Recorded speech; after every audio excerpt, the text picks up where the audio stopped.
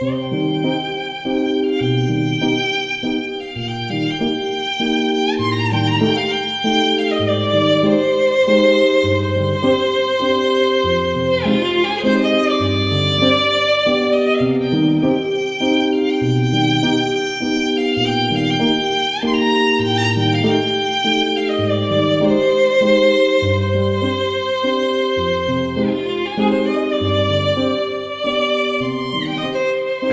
Audiobook presents The Great Gatsby by Francis Scott Key Fitzgerald. Chapter 5. When I came home to West Egg that night, I was afraid for a moment that my house was on fire. 2 o'clock and the whole corner of the peninsula was blazing with light, which fell unreal on the shrubbery and made thin, elongating glints upon the roadside wires. Turning a corner, I saw that it was Gatsby's house, lit from tower to cellar. At first I thought it was another party, a wild rout that had resolved itself into hide-and-go-seek or sardines in the box, with all the house thrown open to the game. But there wasn't a sound, only wind in the trees, which blew the wires and made the lights go off and on again, as if the house had winked into the darkness. As my taxi groaned away, I saw Gatsby walking toward me across his lawn. "Your place looks like the World's Fair," I said. "Does it?" He turned his eyes toward it absently. "I've been glancing into some of the rooms. Let's go to Coney Island, Old Sport, in my car." "It's too late." "Well, suppose we take a plunge in the swimming pool? I haven't made use of it all summer." "I've got to go to bed." "All right." He waited, looking at me with suppressed eagerness. "I talked with Miss Baker," I said after a moment. "I'm going to call up Daisy tomorrow and invite her over here to tea." "Oh, that's all right," he said carelessly. "I don't want to put you to any trouble." "What day would suit you?" "What day would suit you?" He corrected me quickly. "I don't want to put you to any trouble, you see." "How about the day after tomorrow?" He considered for a moment, then with reluctance, "I want to get the grass cut," he said. We both looked down at the grass. There was a sharp line where my ragged lawn ended, and the darker, well-kept expanse of his began. I suspected that he meant my grass. "There's another little thing," he said uncertainly, and hesitated. "Would you rather put it off for a few days?" I asked. "Oh, it isn't about that, at least." He fumbled with a series of beginnings. Why, look here, old sport. You don't make much money, do you?" "Not very much." This seemed to reassure him, and he continued more confidently. "I thought you didn't, if you'll pardon my... You see, I carry on a little business on the side, a sort of sideline, you understand. And I thought that if you don't make very much, you're selling bonds, aren't you, old sport?" "Trying to." "Well, this would interest you. It wouldn't take up much of your time, and you might pick up a nice bit of money. It happens to be a rather confidential sort of thing." I realize now that under different circumstances that conversation might have been one of the crises of my life. But because the offer was obviously and tactlessly for a service to be rendered, I had no choice except to cut him off there. "I've got my hands full," I said. "I'm much obliged, but I couldn't take on any more work." "You wouldn't have to do any business with Wolfseam." Evidently, he thought that I was shying away from the connection mentioned at lunch, but I assured him he was wrong. He waited a moment longer, hoping I'd begin a conversation, but I was too absorbed to be responsive, so he went unwillingly home. The evening had made me lightheaded and happy. I think I walked into a deep sleep as I entered my front door. So I don't know whether or not Gatsby went to Coney Island, or for how many hours he glanced into rooms while his house blazed gaudily on. I called up Daisy from the office next morning and invited her to come to tea. "Don't bring Tom," I warned her. "What?" "Don't bring Tom," "Who is Tom?" she asked innocently. The day agreed upon was pouring rain. At 11 o'clock, a man in a raincoat, dragging a lawnmower, tapped at my front door and said that Mr. Gatsby had sent him over to cut my grass. This reminded me that I had forgotten to tell my Finn to come back, so I drove into West Egg Village to search for her among soggy, whitewashed alleys and to buy some cups and lemons and flowers. The flowers were unnecessary, for at 2 o'clock a greenhouse arrived from Gatsby's, with innumerable receptacles to contain it. An hour later, the front door opened nervously, and Gatsby, in a white flannel suit, silver shirt, and gold-colored tie, hurried in. He was pale, and there were dark signs of sleeplessness beneath his eyes. Is everything all right? He asked immediately. The grass looks fine, if that's what you mean. What grass? He inquired blankly. Oh, the grass in the yard. He looked out the window at it, but judging from his expression, I don't believe he saw a thing. Looks very good, he remarked vaguely. One of the papers said they thought the rain would stop about 4. I think it was the Journal.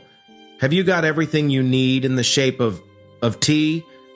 I took him into the pantry, where he looked a little reproachfully at the Finn. Together we scrutinized the 12 lemon cakes from the delicatessen shop. Will they do? I asked. Of course, they're fine. And he added hollowly, Old sport. The rain cooled about 3:30 to a damp mist, through which occasional thin drops swam like dew. Gatsby looked with vacant eyes through a copy of Clay's Economics, starting at the finished tread that shook the kitchen floor, and peering towards the bleared windows from time to time as if a series of invisible but alarming happenings were taking place outside. Finally, he got up and informed me, in an uncertain voice, that he was going home. Why's that? Nobody's coming to tea, it's too late. He looked at his watch as if there was some pressing demand on his time elsewhere. I can't wait all day. Don't be silly, it's just 2 minutes to 4. He sat down miserably, as if I had pushed him, and simultaneously there was the sound of a motor turning into my lane. We both jumped up, and, a little harrowed myself, I went out into the yard. Under the dripping bare lilac trees, a large open car was coming up the drive. It stopped. Daisy's face, tipped sideways beneath a 3-cornered lavender hat, looked out at me with a bright, ecstatic smile. Is this absolutely where you live, my dearest one? The exhilarating ripple of her voice was a wild tonic in the rain. I had to follow the sound of it for a moment, up and down, with my ear alone, before any words came through. A damp streak of hair lay like a dash of blue paint across her cheek, and her hand was wet with glistening drops as I took it to help her from the car. Are you in love with me? She said low in my ear. Or why did I have to come alone? That's the secret of Castle Rackrent. Tell your chauffeur to go far away and spend an hour. Come back in an hour, Ferdy. Then, in a grave murmur, His name is Ferdy. Does the gasoline affect his nose? I don't think so. She said innocently. Why? We went in. To my overwhelming surprise, the living room was deserted. Well, that's funny, I exclaimed. What's funny? She turned her head as there was a light, dignified knocking at the front door. I went out and opened it. Gatsby, pale as death, with his hands plunged like weights in his coat pockets, was standing in a puddle of water, glaring tragically into my eyes. With his hands still in his coat pockets, he stalked by me into the hall, turned sharply as if he were on a wire, and disappeared into the living room. It wasn't a bit funny. Aware of the loud beating of my own heart, I pulled the door to against the increasing rain. For half a minute there wasn't a sound. Then from the living room, I heard a sort of choking murmur and part of a laugh, followed by Daisy's voice on a clear artificial note. I certainly am awfully glad to see you again. A pause. It endured horribly. I had nothing to do in the hall, so I went into the room. Gatsby, his hands still in his pockets, was reclining against the mantelpiece in a strained counterfeit of perfect ease, even of boredom. His head leaned back so far that it rested against the face of a defunct mantelpiece clock, and from this position, his distraught eyes stared down at Daisy, who was sitting, frightened but graceful, on the edge of a stiff chair. "We've met before," muttered Gatsby. His eyes glanced momentarily at me, and his lips parted with an abortive attempt at a laugh. Luckily, the clock took this moment to tilt dangerously at the pressure of his head, whereupon he turned and caught it with trembling fingers and set it back in place. Then he sat down, rigidly, his elbow on the arm of the sofa and his chin in his hand. "I'm sorry about the clock." My own face had now assumed a deep tropical burn. I couldn't muster up a single commonplace out of the 1,000 in my head. "It's an old clock," I told them idiotically. I think we all believed for a moment that it had smashed in pieces on the floor. We haven't met for many years, said Daisy, her voice as matter-of-fact as it could ever be. 5 years next November. The automatic quality of Gatsby's answer set us all back at least another minute. I had them both on their feet, with the desperate suggestion that they help me make tea in the kitchen when the demoniac Finn brought it in on a tray. Amid the welcome confusion of cups and cakes, a certain physical decency established itself. Gatsby got himself into a shadow and, while Daisy and I talked, looked conscientiously from one to the other of us with tense, unhappy eyes. However, as calmness wasn't an end in itself, I made an excuse at the first possible moment and got to my feet. "Where are you going?" demanded Gatsby in immediate alarm. "I'll be back." "I've got to speak to you about something before you go." He followed me wildly into the kitchen, closed the door, and whispered, "Oh God," in a miserable way. "What's the matter?" "This is a terrible mistake," he said, shaking his head from side to side. "A terrible, terrible mistake." "You're just embarrassed, that's all." "You're just embarrassed, that's all." And luckily, I added, "Daisy's embarrassed too." "She's embarrassed?" he repeated incredulously. "Just as much as you are." "Don't talk so loud." "You're acting like a little boy," I broke out impatiently. "Not only that, but you're rude. Daisy's sitting in there all alone." He raised his hand to stop my words, looked at me with unforgettable reproach, and opening the door cautiously, went back into the other room. I walked out the back way, just as Gatsby had when he had made his nervous circuit of the house half an hour before, and ran for a huge black knotted tree whose massed leaves made a fabric against the rain. Once more it was pouring, and my irregular lawn, well shaved by Gatsby's gardener, abounded in small muddy swamps and prehistoric marshes. There was nothing to look at from under the tree except Gatsby's enormous house, so I stared at it, like Kant at his church steeple, for half an hour. A brewer had built it early in the period craze a decade before, and there was a story that he'd agreed to pay 5 years' taxes on all the neighboring cottages if the owners would have their roofs thatched with straw. Perhaps their refusal took the heart out of his plan to found a family. He went into an immediate decline. His children sold his house with the black wreath still on the door. Americans, while willing, even eager to be serfs, have always been obstinate about being peasantry. After half an hour, the sun shone again, and the grocer's automobile rounded Gatsby's drive with the raw material for his servant's dinner. I felt sure he wouldn't eat a spoonful.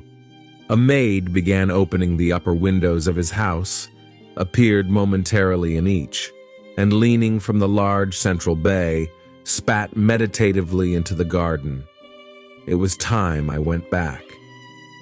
While the rain continued, it had seemed like the murmur of their voices, rising and swelling a little now and then with gusts of emotion. But in the new silence, I felt that silence had fallen within the house, too. I went in, after making every possible noise in the kitchen, short of pushing over the stove, but I don't believe they heard a sound. They were sitting at either end of the couch, looking at each other as if some question had been asked or was in the air, and every vestige of embarrassment was gone. Daisy's face was smeared with tears, and when I came in, she jumped up and began wiping at it with her handkerchief before a mirror. But there was a change in Gatsby that was simply confounding. He literally glowed. Without a word or a gesture of exultation, a new well-being radiated from him and filled the little room. "Oh, hello, old sport," he said, as if he hadn't seen me for years. I thought for a moment he was going to shake hands. It stopped raining. "Has it?" When he realized what I was talking about, that there were twinkle bells of sunshine in the room, he smiled like a weatherman, like an ecstatic patron of recurrent light, and repeated the news to Daisy. "What do you think of that? It stopped raining." I'm glad, Jay. Her throat, full of aching, grieving beauty, told only of her unexpected joy. "I want you and Daisy to come over to my house," he said. "I'd like to show her around." "You're sure you want me to come?" "Absolutely, old sport." Daisy went upstairs to wash her face, too late I thought with humiliation of my towels, while Gatsby and I waited on the lawn. "My house looks well, doesn't it?" he demanded. "See how the whole front of it catches the light?" I agreed that it was splendid. "Yes. His eyes went over it, every arched door and square tower. It took me just 3 years to earn the money that bought it." I thought you inherited your money, "I did, old sport. he said automatically. But I lost most of it in the big panic. The panic of the war." I think he hardly knew what he was saying, for when I asked him what business he was in, he answered, "That's my affair." before he realized that it wasn't an appropriate reply. "Oh, I've been in several things. I was in the drug business and then I was in the oil business. But I'm not in either one now." He looked at me with more attention. "Do you mean you've been thinking over what I proposed the other night?" Before I could answer, Daisy came out of the house, and 2 rows of brass buttons on her dress gleamed in the sunlight. That huge place there? She cried, pointing. "Do you like it?" I love it, but I don't see how you live there all alone. "I keep it always full of interesting people night and day. People who do interesting things. Celebrated people." Instead of taking the shortcut along the Sound, we went down to the road and entered by the big postern. With enchanting murmurs, Daisy admired this aspect or that of the feudal silhouette against the sky, admired the gardens, the sparkling odor of jonquils, and the frothy odor of hawthorn and plum blossoms, and the pale gold odor of kiss me at the gate.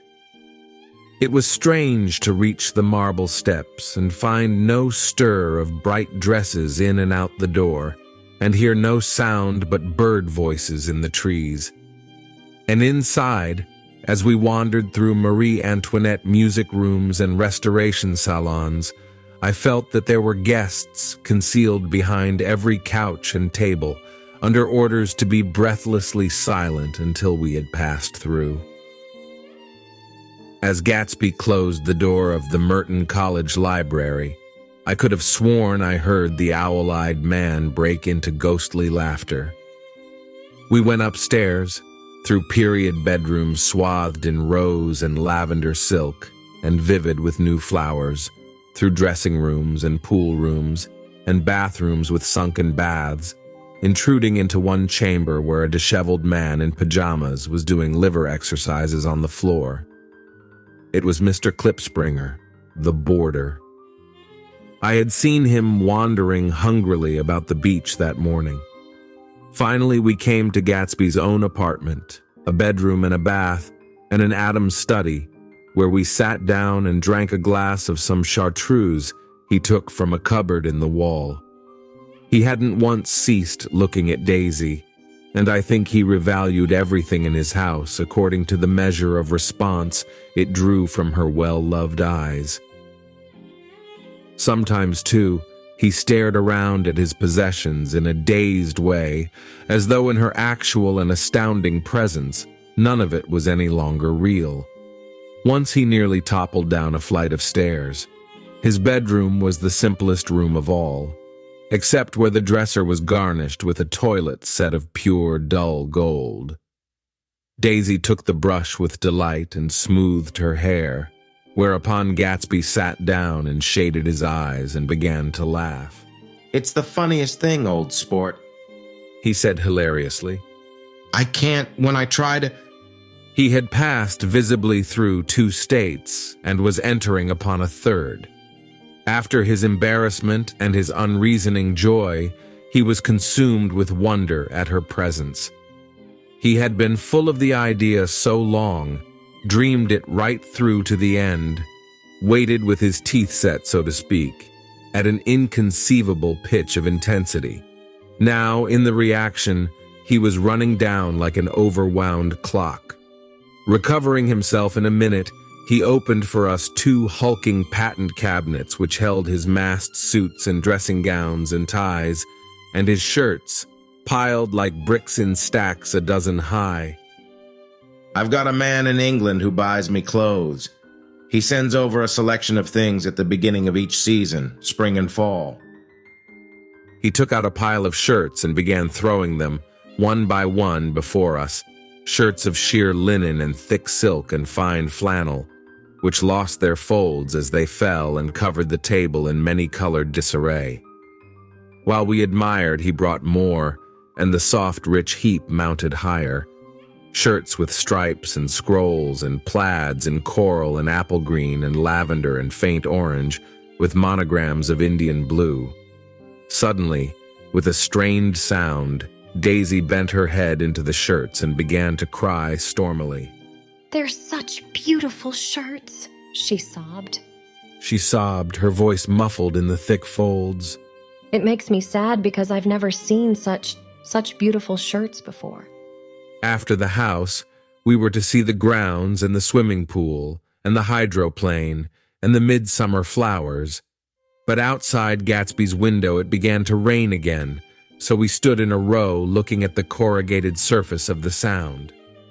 "If it wasn't for the mist, we could see your home across the bay," said Gatsby.